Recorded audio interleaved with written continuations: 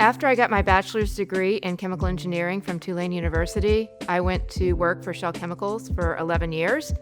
And eventually I realized that my heart was in research. So I went back to graduate school and did my PhD at Rice University with Rick Smalley and Matteo Pasquale. It was such a great opportunity to be able to work with those two amazing faculty members, one of whom had a Nobel Prize.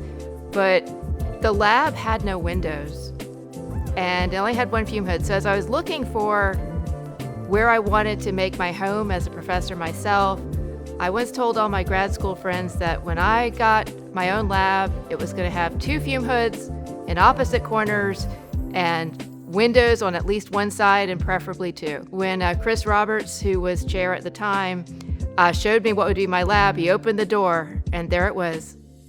Windows on two sides and fume hoods in opposite corners.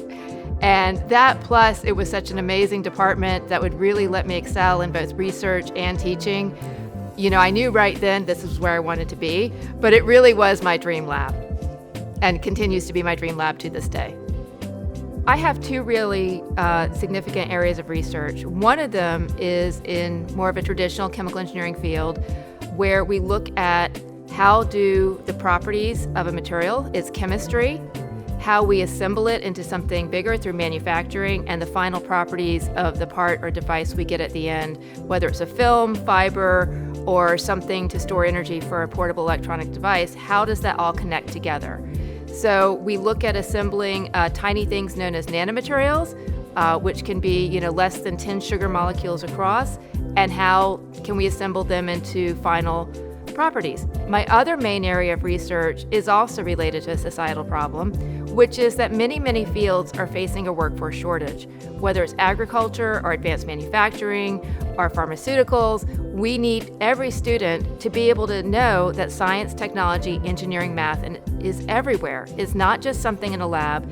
So I've done work through the Alabama STEM Council and through a series of educational research grants to try to understand how can we help teachers help their students see the potential for STEM careers and why these skills are important.